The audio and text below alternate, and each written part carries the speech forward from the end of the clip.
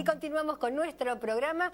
Por favor, vamos a recordar, Mariano, nuestra vía de comunicación. Para que puedan comunicarse con nosotros pueden llamarnos al 011 15 4 989 0420 o si no, vía mail hablemosdesalud@hotmail.com. Nos realiza alguna consulta o propone un tema y participa del sorteo de una vitrojoya gentileza de Reicol. Bien, así que a llamar. Y ya estamos con el doctor León Tenenbaum, que es abogado, y él va a hablar acerca de la protección legal de menores, ¿no es cierto? O sea, tiene algo que ver, por ejemplo, el hecho de el chico que está abandonado en la calle o el chico que pide, ¿cómo se llaman los que...? Sí, tal cual. ¿Cómo se llaman con el que te hacen colocar el coche en determinado lugar? Los trapitos. Los trapitos. Bien. Sí, tal cual. Bueno, Ana María, el tema es como lo decís, lo que vos estás planteando es lo que se denomina, mejor dicho, estado de abandono, ¿no es cierto? Que ahora lo vamos a explicar un poquito. Te quería explicar, o decir mejor dicho, que este tema tiene, en primer lugar, también un interés social y tiene también que ver relativamente con la salud. Te voy a explicar por qué. Porque en todo lo que tiene que ver el tema menores, o niñas, niños, adolescentes, el fin superior de la ley, y que tiene que aplicar los jueces, es siempre el interés superior del menor, ¿no es cierto? Inclusive cuando haya conflictos con terceros, si el juez tiene que fallar a favor del interés superior del menor. Ahora bien, a partir de la vigencia de la Convención Internacional de los Derechos del Niño, que tiene este carácter constitucional para nosotros, porque es un tratado de derechos humanos, se sanciona la ley 26.061 en octubre del 2005. Esta ley, que hace operativa de alguna manera la Convención Internacional de los Derechos del Niño, obviamente también toma como interés superior al niño, ¿no es cierto?, los intereses del niño. Y establece que son derechos del niño el derecho a la vida, el derecho a la dignidad, el derecho a una buena calidad de vida, el derecho a la nacionalidad, el derecho a un idioma, el derecho a conocer quiénes son sus padres biológicos y a tener trato con sus padres biológicos, físico, contacto, quiero decir, incluso aunque haya una separación o un divorcio de sus padres, salvo cuando vaya en contra del interés del menor.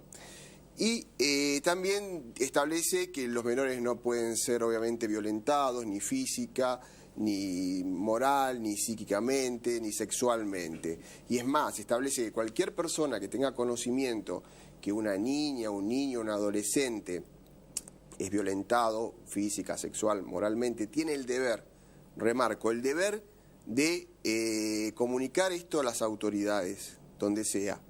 Ahora bien, también tiene derecho a no realizar tareas inadecuadas, en horarios inadecuados, tienen derecho a su dignidad, tienen derecho a no ser humillados, a no tener un trato cruel o degradante. Y bueno, obviamente todo lo que sea su derecho humano como persona y como sujeto de derecho. Ahora bien, el estado de abandono que vos decías, tenemos en el caso, por ejemplo, que es muy común y tan lamentable que todos lo sufrimos, tantos chicos y niñas y niños que están en la vía pública.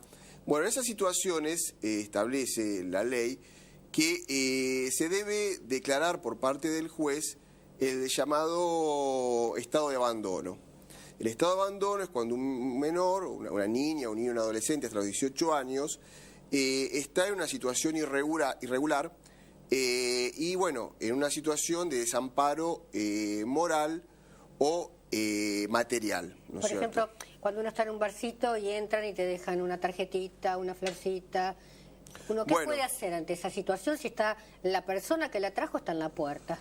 Bueno, indudablemente se ha establecido que esos menores probablemente, si se determina que están realmente en una situación irregular y de desamparo como lo están, pueden ser institucionalizados.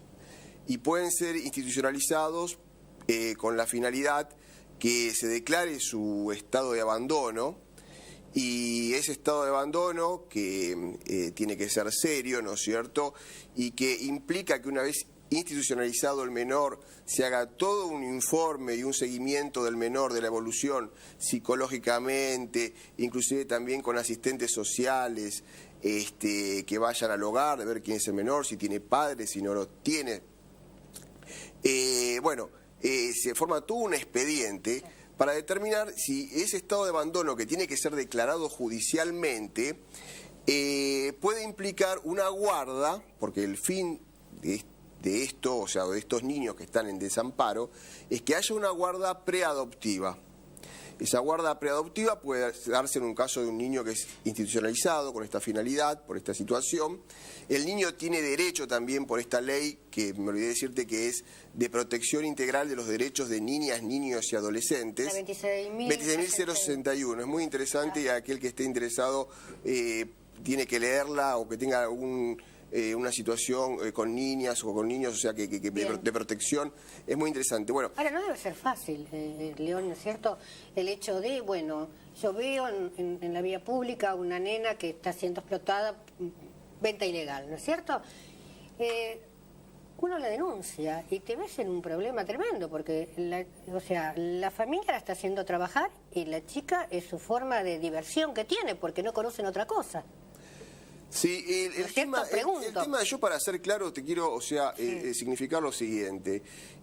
Todo lo que tiene que ver con el estado de abandono de un menor tiene que ser abarcado multidisciplinariamente, ¿no es cierto? Totalmente. Por probablemente abogados, probablemente psicólogos, probablemente asistentes sociales, jueces, instituciones.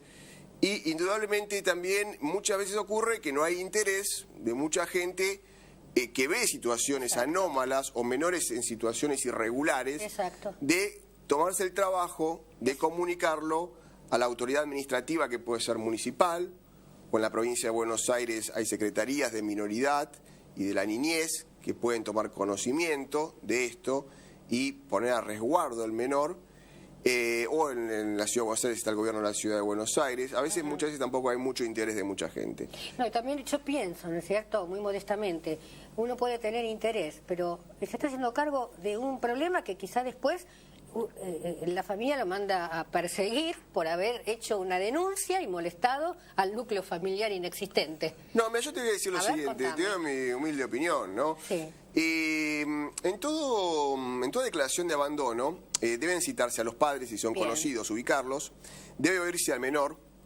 debe saberse por qué está en esa situación irregular, y obviamente los padres son los que deben dar explicaciones por qué ese menor está en una situación irregular. Si un menor, por ejemplo, que se puede determinar o decir que está en estado de abandono, un menor que es huérfano o no tiene representantes legales, un menor que está cometiendo o cometió un hecho ilícito, un menor que realiza tareas inadecuadas o en horarios inadecuados, un menor que se encuentra en una situación que no debería estar, irregular, indudablemente puede ser declarado el estado de abandono. Inclusive te voy a decir más, en un caso de duda, si un menor está en una situación irregular o debe declararse el estado de abandono, procede el resguardo del menor. O sea, si hay una duda si está en un estado de abandono, más allá que el menor puede ser oído, más allá que la ley establece que el menor tiene en principio derecho a estar con su familia de origen, con sus progenitores, y tiene derecho a una familia, pero si eventualmente hay un desinterés, como ocurre muchas veces, por distintos motivos, de los padres biológicos, que no, por un año, por ejemplo, un menor está institucionalizado, por ejemplo, y por un año esos padres no se preocupan del menor, o ese menor, por ejemplo, o está claro que está en una situación de riesgo total y que hay un desinterés de los padres, entonces el juez o la jueza puede inclusive, sin el consentimiento de sus padres, puede poner a ese menor en una guarda preadoptiva, que puede ser la guarda, en principio se intenta que sea algún familiar, que puede ser un tío, una tía, un abuelo, una abuela, como puede ser un tercero que se haga cargo física, moral y materialmente. Bueno, por suerte salió esta ley, ¿no es cierto? 26.061. Ahora, bueno, hay que ponerla en práctica y como toda práctica va a llevar su tiempo, ¿no es cierto? Para que la gente tome conciencia. Sí, obviamente es muy interesante que así sea. Bien. Tenemos una pregunta para el doctor Tenenbaum. Sí, de la provincia de Corrientes, ciudad de Monte Caseros, Rosa nos escribe, dice, actualmente, si un menor vende drogas, es violador o asesino, muchas veces incitado por un adulto, ¿qué pena tiene el adulto y qué pena tiene el menor? ¿El menor es inimputable? ¿Hasta qué edad es considerado menor? Buena pregunta. Sí, bueno, en ese caso estamos ante un menor que está cometiendo hechos. Me dejo de lado el mayor porque en principio no me interesa, que claro que está en una situación delictiva, ¿no es cierto? Criminal. El menor hasta los 16 años es considerado inimputable porque se entiende, iure de iure se dice en derecho, o sea, que no admite prueba en contrario, que hay un estado de inmadurez. Por lo tanto, indudablemente va a ser institucionalizado. Y bueno, y va a ser sometido a la justicia si está cometiendo hechos delictivos y bueno, va a ser institucionalizado hasta que tenga la edad de 18 años, que después se verá según la pena si pasa a un penal de mayores o no. Pero indudablemente ahí estamos en un estado de abandono, bueno, que está en un hecho ilícito, además que acá, bueno, acá ya está cometiendo un delito, un crimen, que es un sujeto punible, más allá de que sea menor o no.